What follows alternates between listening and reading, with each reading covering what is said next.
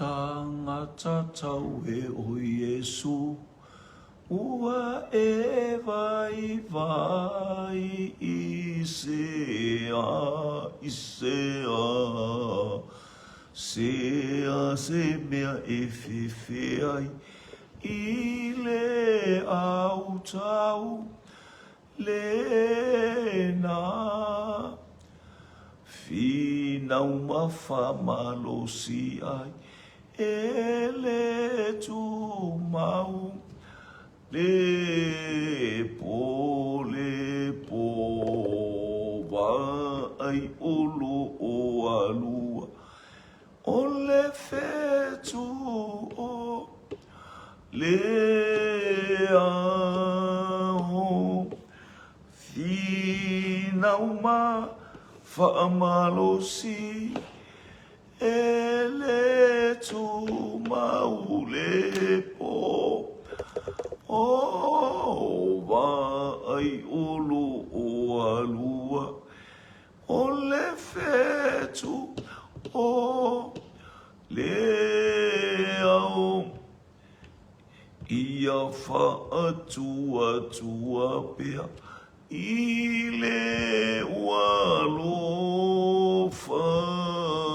mai alofa mai, ma whai le tawane, ia ma nu malo, ai uanata mai le fire mu, e sui ai le tau,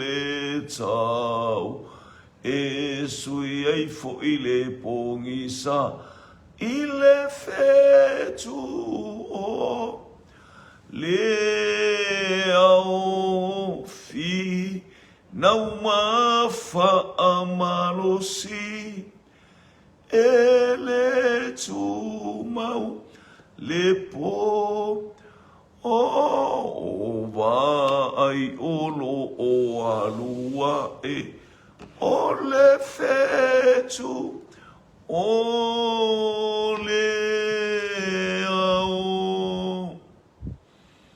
Ia lava oilo mātou atua i le nei vaenga o le awhiawhi ina ua tau mai le anga le lei whasoa ma le anga le lei sili ese o la uwhi. Langa i o mātou loto e langa i o mātou leo e a langa ina le manu malo la uwhi o le vi inga e ala ia Yesu ke riso awa o ia o lo mātou manu malo o mātou manu malo. Hallelujah i mea uma. Whaaftai lo mātou tamai le tau singa. Whaaftai la uanga lei, ia whaaftai fo i le ao, whasoa o lau fio i lungo o tangata, tau mai fo i le ainga o lau whanau, tu te whaiva mga anuenga, ia lau fia ngata i leo nei whanau ia o onga, mātou te talo i lau fio ia i lau whamanuanga i lungo o lou ainga ma lau whanau, a o mātou o iai leli ia i whai ungo le ne yaso. Talo anga le lei mai fo ila o fiolo mātou tua ila. Hallelujah. Whangaina le li io le mea whainga aluenga. Mātou talo tau ina ia. Hallelujah. Au auna ma le loto wha maua lalo. Vi ia ai lo suafa le atua le tama. Le atua le alo, le atua le anganga pa ia ono Yesu. Ameni. Ia lagona loto whaftai ma le leo ma le whatalofa.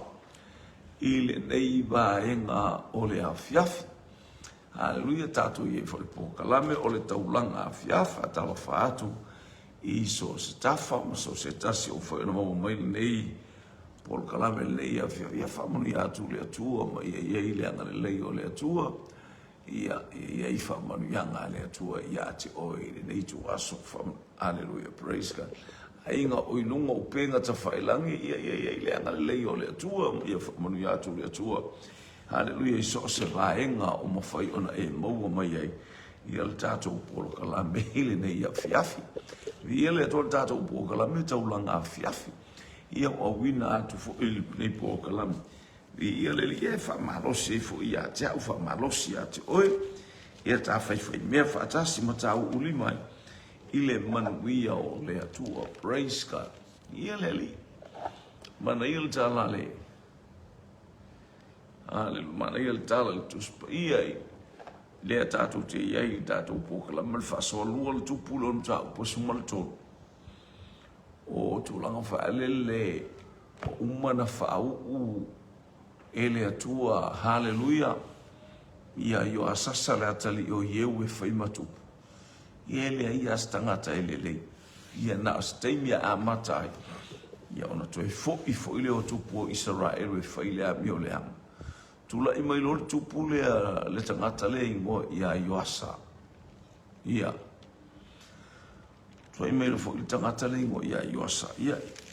Ia le atua. E se fo ilo na ia o le mea etasi. A o lo o ia ile au na le atua. O lo baba ai pea le talito nunga le au na le atua. Le tilo tilonga ile upua le atua ma le fe au na abe.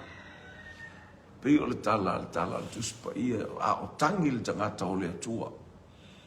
Ma vaa ia tu le fe au na lata la noa ai ma Asaeli. Hallelujah. Ina o sau Asaeli e fesili pe to e ola pe ni ata po e ale ma yo pe ni ata pe malosi pe no watuli mai e pe ni ata fa mai lea. Ave atua fa matala te loe o le e o ti atu. Ai vai tu tangi ai o le tau moli o le fe au le la moli ia Asaeli. O ia o le tupu ele fa ingo fiena mo moli pe o tatu fa longo i foi. Haleluia le amata mai mta upu iwa mta upu sfulu. Mta upu smutasi sfulu le wanga ima sfulu tolu wa. Ai pe utu al watu ai tua i mafofonga o le au na le atua. Ma le fe au ele fa ingo fie o na mo moli le fe au. Ele fai ngofie o na momoli le fe au. Hallelujah, na tuina mai a te ia. E sau e momoli a. Via leli. Ele ngata ina wa ai atu ile tangata. Au atupolo na alofa ile nu ule tangi ai. Ona lea. Ona le fe au ai a mai le atua. Ole lima o Asaeli e matua. Nuti momoi ai tangata o. E pei ole fasinga o. O mea i tua o loe pe o le fasinga o manu, le fasinga o le nuu, le fasinga o tau le lea. Haleluia, o fafine, o tamuiti, o tamaa, o tina. I le upua le atua isia, o toa sa, au ina toa sa le atua ia te tatu. Le ainga le atua tatu te whaftai i le atua. Ua leo o le va ainga leo le whiangainga tuai, pe ona va ai atu. I mea tu tupu i to tonu a inga masamua. Hallelujah. Ale o tatou whaatalitani ne ile to asama tu wa mamafa o le atua. Hallelujah. To asama tu wa mamafa o le atua i lunga o i tatou. Ina ua tatou le whaataua. Ina ua tatou le whaalongo. Hallelujah. Ma whaataua ina le a fio mai o le nganga pa ia. O le nganga pa ia leo le atua. E tautu o lua mai tātou. Tātou te iloa ai o lo soifua le atua malona mamalu, malona sili ese. Tātou te whaamau ala lalo masala moi mea uma tātou te whai. Ia leli. E whaisina onga te leo tātou. Ona o ia ona taimi. Ele ia ise a nganga pa ia. Ele ia ise a nganga pa ia. Te ilo le mafuanga na o le malosi te le o le tupulanga ne ia Iosua, mana i tupulanga le o tātou iai. Le anga o le teimi na taitai mai i Iosua ta ua le Joshua's generation. O le teimi o le tupulanga Iosua le na au mai e le nuu o mai i totonu o le nuu o le folfolanga. E le itaita ia mai i le tua inga taita inga leva ai mose i le ao ai aia. Na taita i mai le whaatua tua o Iosua o le teimi le o tātou iai. Ua whaatula i le whaatotua o ame umai tau tala i le whaatotua au le whetepa te pā iwa ai i le atua maana whaamanu yanga Joshua's generation le teimi o Iesu Keriso na whaao o i le nu na kolosi i le nu le vai tafe o Yoritana ayanga i atu i le nu haleluia e tafe i le suasu sumarebe o i tātou le tupulanga o tātou i nei fai mai ke riso, fai mai Iesu e le mamae le tupulanga nei se ia whaataunu uwina, mea lava o feta lo ainga o le tupulanga le te iai. Pe te oti foi ai le o le tupulanga nei a Iesu, mai la mai a Iesu i le lua afe tausanga, mai le lua afe ua mamae tausanga, na mata mai ai e o mai le afiafi nei o tātou o le tupulanga a Iesu. Le ua fetala ia Iesu, e le mawae le tupulanga le nei. O le tupulanga nei o whaataunu ina o mea uma o fetala o polo kalame ina e le atu. E le isi tupulanga, praise God. E le isi au ngā tupulanga, isi lua afe. E le io o le lua afe i tono o le whaitau wha i utaia. E le io o se lua afe ia i numera i utaia.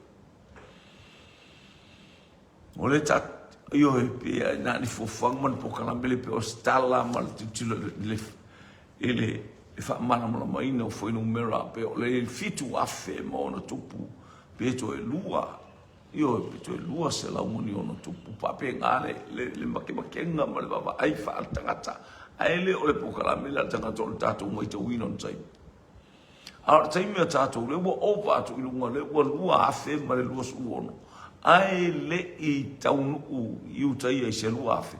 A le whawhanua o lau so i fua mara uola. Ta tia mai Ierusalema ma Israel. O Israel o le whawhanua le o lau sawaringa ma lau sawaringa ma tātou sawaringa. Ele lei le atua i taimi umala. Lela ua praise God. Pe au mai ai le winga lea ele o sātau ma whai mai. Hallelujah o le matau o tangata aisia. I ia le li sa le sia ngangpa i ale o fo ina le ngangpa ia te tātou a olo tupu pe ala pa le atu langa ma mea ume olo o iai pe o faati tele ina haleluya le matau o faati tele ina le pongisa o faati tele ina haleluya e feoso so fai o le tangata no wa inga e leto iai se alofanga e leto iai se isi whaorotanga e saunia e le atua tasi ale whaorotanga na saunia e le atua mai le lua awhia tausanga o mai le awhi nei. Ua na olo na alo pele na to tongi ai. Ua ulu whale la Iesu i le mea silisili o na paia o le langi. Hallelujah. O i fo i e wha moe e tātou te. Hallelujah. Tātou te mafutai. E a fio mai Iesu, ele a fio mai, ele o le a fio whaalua mai. E fio mai Iesu e si tia le ekalesia. Hallelujah. Ona mulia ele a fio mai Iesu e watolona nu. Hallelujah. Ia matau le taua. E pi on tatou vai, taua ia tau le ule o tatou vai. Si o mia Jerusalema e awa le taua. Whapena le si o mia o lo tangata, si o mia o lo tangata i fita uli ma whainga tā ese. Tu tusa le itu langa le o ia Jerusalema. Hallelujah, si o mia i awale tau le tino e whapena fo i tātou i tu langa whaalea nganga. O si o mia i tātou awale taua, hallelujah, whana mai satani maana au aia. E sele nei o le malosi mai le atu. Pau le mana onga i atu mauma i ata ana i le feta lai mai o le anganga pai. Pera lai o le fai tau le o toe au mai ase i toe lang. Ua maua Elisaia ele mai. O na oti ai lea. O na alui foi lea o Ioasa le tupo Israelu i ate ia. Matangi i lunga o na mata. O whapea mai lo utamae le karioto Israelu. Mana au e ti e solo whanua. Io e praise God. I ia leli. Mana i tātou te vai i le naunga whaartanga. Tusa le ma ele ngāle wha Israelu. Le tano ai Paulo i le tusia Roma. Ma le iwa po le iwa. Na talano ai Paulo Roma, Israelu, Wa o lo lo to ma elenga. Ole ma elenga fo ile na o ma elenga ile tala le le atua.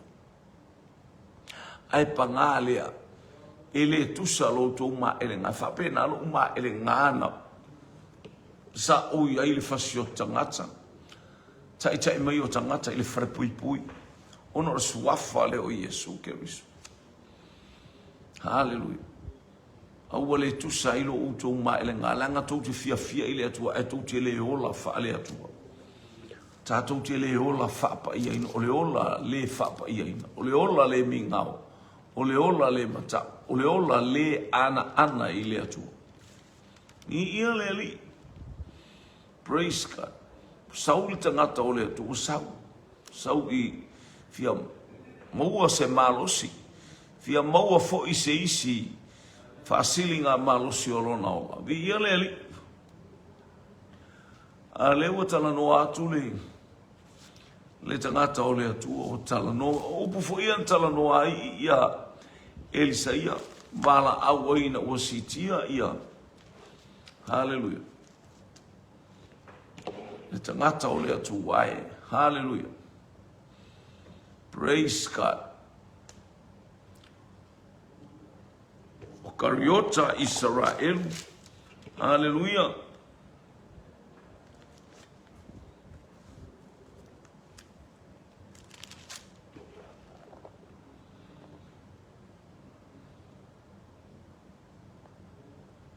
Lo utamae kariota Israel we.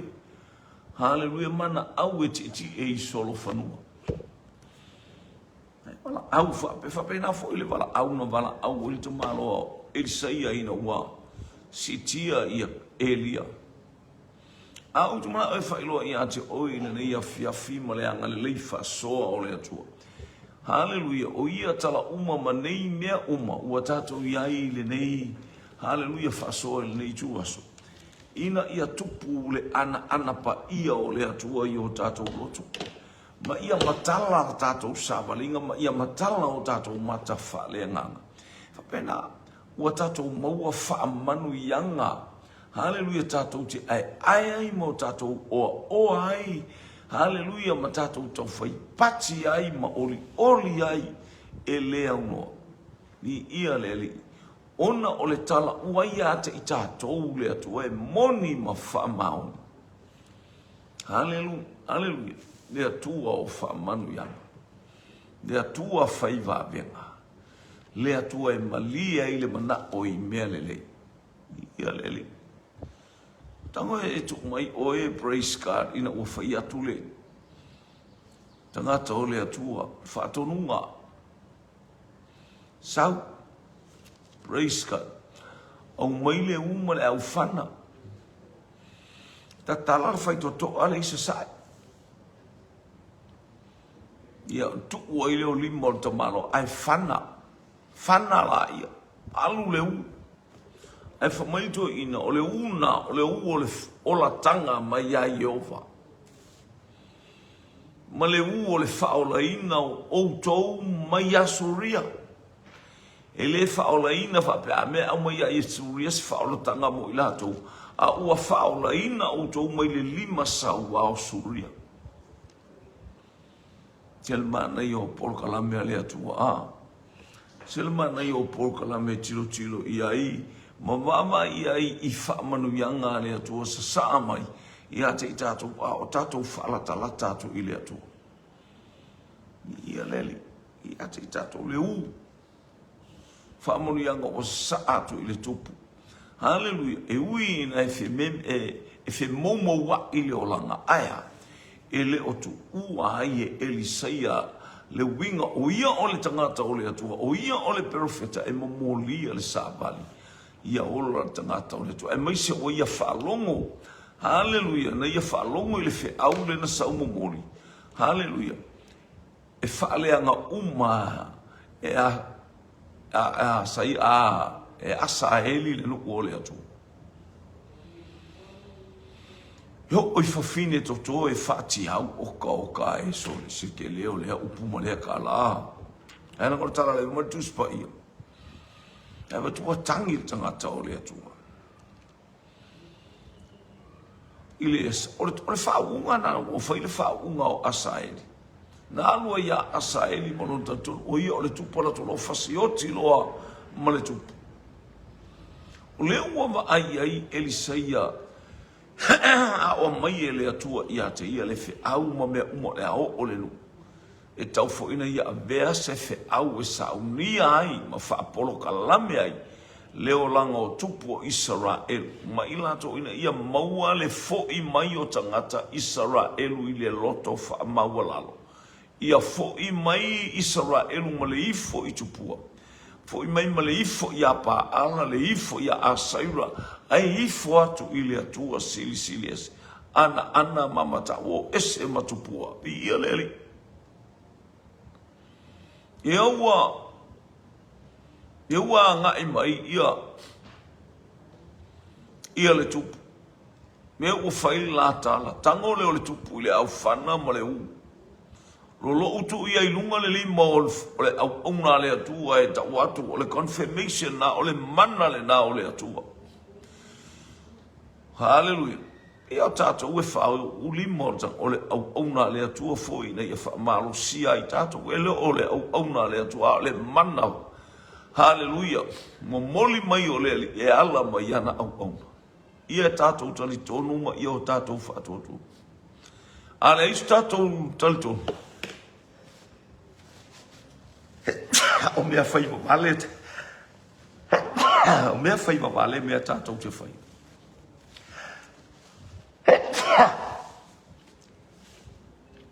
Nanga o mea umai whai lunga o tātou whaalongolongo o mea umai pule mai lea tua i lu soi fua mla ola. O oe ole Israelu whaalea nganga. O oe ole manu malo e ala ia Yesu Keriso. Ia, mo whana le ule ufai atu ole ola tanga na mai le atua wai lunga lu.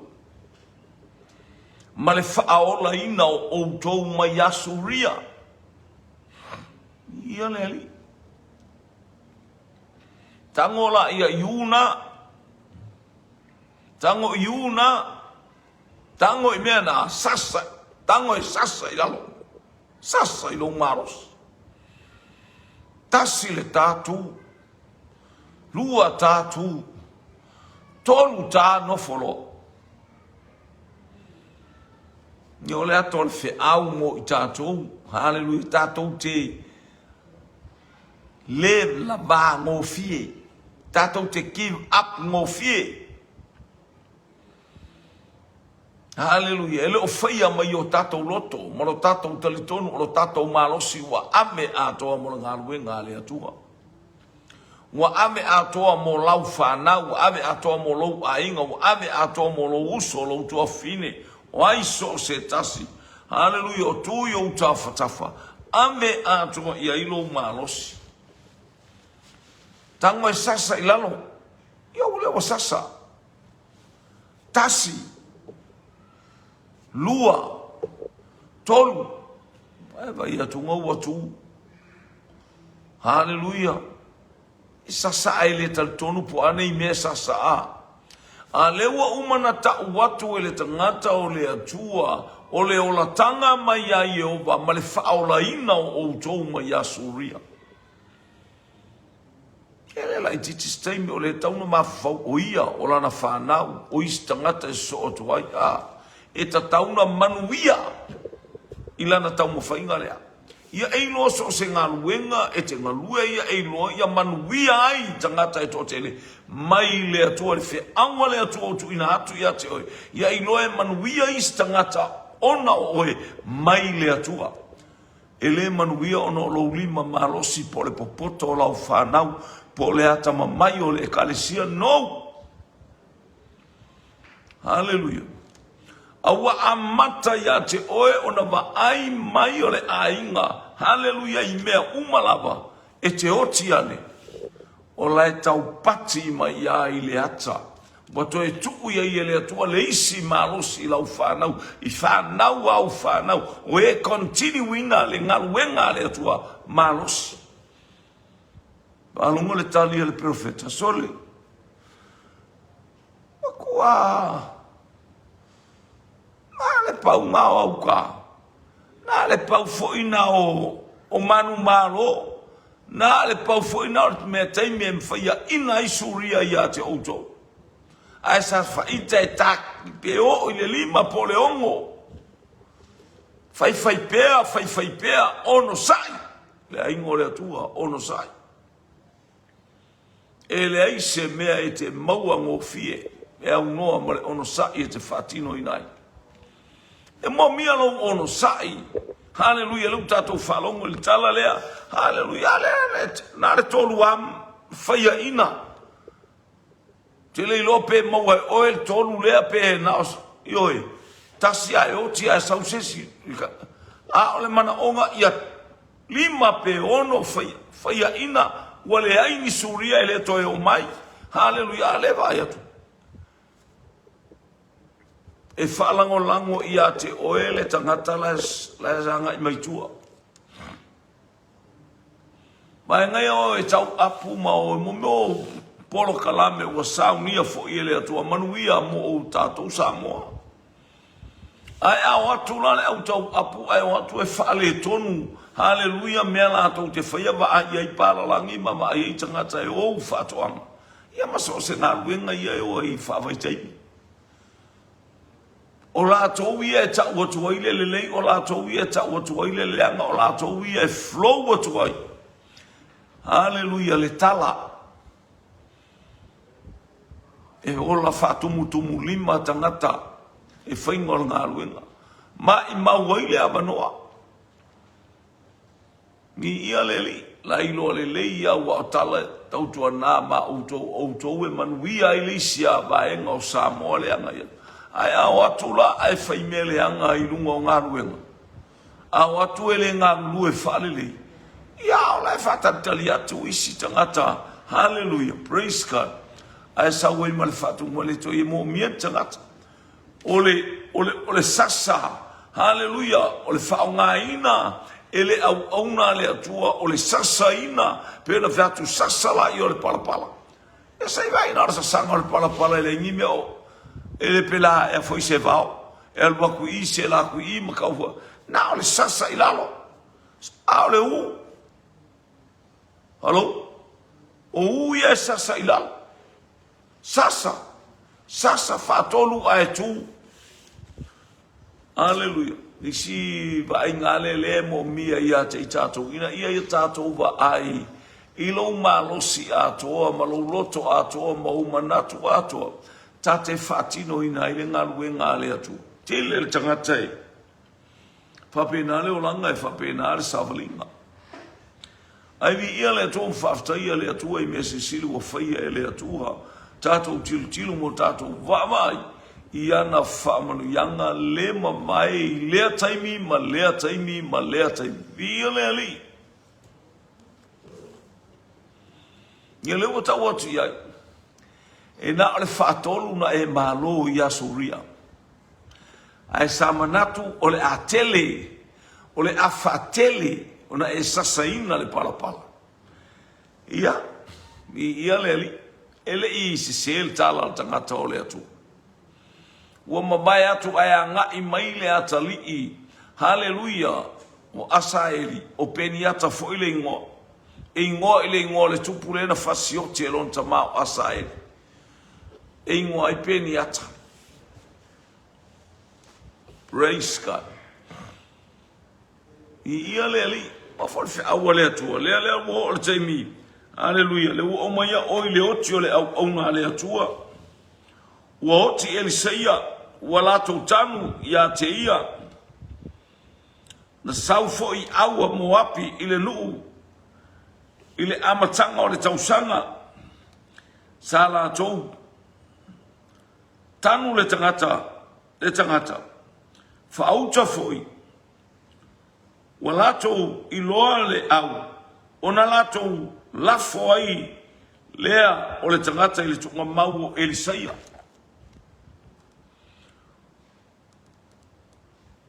Wo oifo I le tangata. Wa papai I ibi o Elisaia. Ma toe ola ai o ia. Ua tu I lunga iona vai. Ana ia foisia me tatou sanga te tilo pe ia mai fe awe. Fa malo se ai pe el ta fe awe. Au mai le atua. Mo oe mo au taulanga fiafi fa manu ia to vai ngale te vava ia ile tautia. Male sili ese o le atua. Mai ua oti o na tanu leo Elisea. Hello? Praise God. Mai ua te ila awali ia le ai ba ai le awali ia wa ngai mai le au taua le au Israel ia le tanu le oti. Ai ba ai atu le awali o Saul le au taua. Wa ngai mai Moabi. Ia ba ila ia le para ai. Tatou wa ai la ia. Ma tauli o tangata uma le uma tala noa le tupu te fasia tangata uma na. Hallelujah. La le tau ai whaatolu na e manu malo. Hallelujah. Ea ngai mai. Ai tia ia le awali ia le oti. Tu urta nungo ai dot ai o le awali tongi o le whangu hoki o. Ile whanua oti o il sei. Ia leli. E ronga o le whape maltus pa ia na palasi tangata le ihivi. O lona winga po ifo ia ile mele tasina o mai ele awali il tangata le tongi ai. O le whanua oti o il sei. O le ata o le tilo ma le vaa ai o Israelu le taltonu ma o mata le whaalongo o le vaai ma utalinga le whaalongo ma o tātou tangata ma mao ma le whaalongo i le upua le atua. Ma lo tātou le talitonu o le meu whetalai mai ai le atua i ate i tātou. So sola ese le nuu mai le atua i foi tupua. E whapena alo tātou i ai le nei vai tāu ma mea uma o tātou i ai. Hallelujah, tātou te lolotu i le asana na fuisao i le lotu. Ia ese foi winga sa fatino ai polo kalame o le wha maualunga. I foi lista ngata ele lava lana, ele lava tau fiofia. Pio le tala e masa ne se ele kau suar kamalea. Io tātou o tangata ua iai. Hallelujah, wana nofo i le mamangu o le atua o atala e whai mai tātou whatea ese. O mo mengao ai ale ngata. Le na la ina fai e mose le ngata uongo fatau tau tu sia numera na tal no por tau pe luas fulu wa utia le nu e ngata ai sia o langa le anga me le to ya mose uftangi sil nu fa tu ya mose fa mole se I fatonga ile atua mo imato le na fatonga ai mose ile atua au mai ai hallelujah. De tala mai le atua fause ngata apa me mea. Whatautau se la au. Au wane I toi tilo I le ua le ngata I lo vai. Ua le ngata I lo utalinga. Ua le ngata I lo lima. Lo manapa o whea lava me ua le ngata o le ata o whawhita au le ftaia I ma oe. Whai mai le tala I, whai mai le tala I, sau le tala lea e ku I ai lo mawhawhau au. Au e te vava ai ia Yesu o lo wola tanga. Si sila maile atua po fele te tilo iai. Po e tilo I le u. E te tilo le u le ngata e oti. Ai a u o le ngata ala tilo po le are te leo le ngutu o le ngata. Le are te leo ngutu e tau whaleanga ia te oe. Baba ai oe ma le loto maulalo I le atua. Wau mai. Baba ai ma le loto maulalo I le atua. Al mewa tupu ia Israelu. Hallelujah. Na o se taimi e oa I le atua pe o le tala al tusia whamasino. Tele fa masino umana fa saule atua soani aya ai toi fa le tonu foi va tu le fa masino fa le tonu foi maliu atu ar fa masino maliu atu foi male olanga au no tangata ile atu ai sa fa pale le atua ile taimi o le valea mena ta o tangata valea aya sa ia ile fa pale o le atua lo painga ili tuaso le nei mataimi wa tatou iai ua le to iai se pale o le atu aisia langa ua fua ina mai le ato atoa o whaamanu yanga le atua o le atua ua whaatasi mai tatou Emmanuel God with us Luna winga wa ya te tātou manuia o le atua o le ato atoa o le langi wa au mai mo i tātou. Ua le amai e sina whaasimia. E le ngata ina sa saa mai le soifua o le ola o le alo o le atua. E tongi ola ai oe whaamangalo ia uangasala. Haleluia, ua awina mai e le atua i lona la malo o le anganga pa ia. Ina ia tā maua le langi ma le mata ngō fia o le langi. Ma mea umalawa e ta tauna tātou e.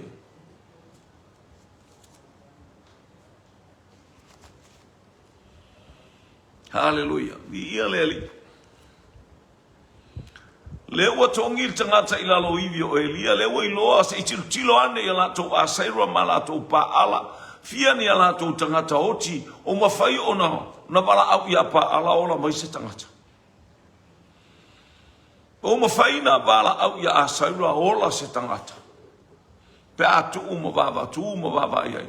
E fiu e wala au i o latou tupua. E fiu e alalanga i o latou tupua. E fiu e tfata i o latou tupua. E le aisisi o tiaso e mea matautia. O le toe wa venga na whaia e Elisaia. Wa o lama ilo nauti. Wa o lama ilo na maliu. A lele fatu mai lama le tangata. Le tangata na tongi ile. Hal pena lafo ile tunga mau. O lo faali o le atua whaiva venga o le atua soifua. Na te whaolaina le tangata ami o tonu. Na te whaolaina le tangata ana lele wa ili oti o le tangata o le atua. Lele wa lafo i lunga. Hallelujah, praise God. O lona tunga mau aya. Lale au vai atua toe tu lai mai. O le ata o lo tatou vava yatu. O asise mo au tatou whaingata. O lo soifua ke riso. Hallelujah, o ani mea whaingata. O lo fatali mai lo wali I malo faola ia te oe. O hafa inga tali te minei, o hafe vasinga, o hame watutupu, o hame wali ali, o ani mea fitama totunga. O lo ia ile faola tanga mo oe. Oe ole ata o Yesu ke riso, so se mea te pa iai, so se mea te tapa. Hallelujah, male loto fa mawalala. E fa manuia, o oe ole tangata ole toe tu. O oe o tangata o whaamanu yanga. I le suafa o Yesu Keriso. I ia leli. Toe me elen whai e Elisaia e whaavavai ai. Hallelujah le tangata o Yoramo ma tangata o le lu. Ina te wha le tauwala. Ia tatou wawa yatu I le atu. Ilo tatou taimia o tatou o iai. Hallelujah ma iai fe au le tatou e tilo iai. E uina sataoti le tino.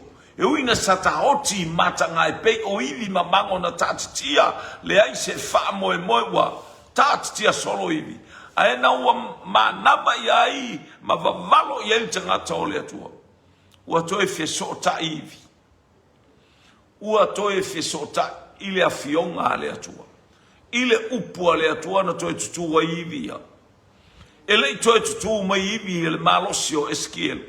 Aena tutu mai iwi ia I le whalongo eskielu I le upo le atua vavalo. Manaba, tu mai le autau o se autau e matua to a telelau. O le autau malosi. O le autau o saunia. Hallelujah, fatasi ma le mana o le atua. E maua e outou le mana. Pe a fio ifo le anganga pa ia. Fai outou mori mau ia Yerusalema. Moli mau ia Utaia. Moli mau ia Samaria. Se ia o lava I tulu inga o le lolangi. Ale ua ta manuia. Ale ua ta ai. Ale ua ta sapi ai. Ilea tulu inga le nei o le lolangi o Samoa. O le tala masano o le toela ngoto le nei pe avai o le muli a. Hallelujah o na sulu ia ile la o Samoa. E whape ai Samoa e ngoto I whale alupo. I ia le ali. I ia le atua. Pray, le wato e tu mali tangata. Lo wa inga so tangata e tapua I so tangata e au na male whamaoni. E au na male talitonu. Male le masalo salo. Hallelujah. ia Yesu ke riso lo tātou wali ma lo tātou whaola. Ia e tau tonu ma e whātua. Hallelujah, toi whātuina i tātou. Hallelujah. Tātou te iai le manuia o le atu. Tātou te whātasi ma lo tātou wali. Hallelujah. O ke riso o le suli, wa tau suli ei ma oe ma o mai tātou o. Tama whai. Tātou wala au wapa le tamai. Tātou wai atu ile, hallelujah, ile angi mai o fita ma whainga tā o mea na wholoina mai paulo ia Timoteo. O aso e ngata ai e o mai ai whainga tā. Hallelujah. Ao la ke riso e maua o tau I puapua ngā o le lorangi au ua o manu malo. I ia leli. So se manu malo, se tangata fia manu malo. So se tangata na titalia ke riso. Ua ia te ia le manu malo. Ele o se manu malo le ainga, ele o se manu malo ni mātua, ele o se manu malo se ekalesia. A o le manu malo, hallelujah, o le alo o le atua. O Yesu ke riso lo tātou wali I malo tātou whaola. Fe au lea le atua nei tu aso. Vi ia leli. Praise God. Fe atu ina nau o fea mea tātou tiare. Fo I mai I leli. Po I mai a Yesu ke riso. A fau toi whatuina ina watu lai. A watanu o ibio Elsaia na papai. Aleluia. E toi tūru tangata. O le ata o Yesu ke riso. Tanu mia lo tātou tangata tuai. Fasioti le tangata tuai. Au mai le tangata fau e fōlinga ia ke riso. Ina ia tātou sapa itali manuia o le atua. Ia I uatu o tātou tangata I le vi inga o le atua. Tania Yesu e whai mali I ma whaola I lo uolanga. Tā talo nei talo le whaortanga. Tu fia lava e whai nei talo I teimi uma mo oe mo a uma so se tasi e whaalongolongo le upua le atua.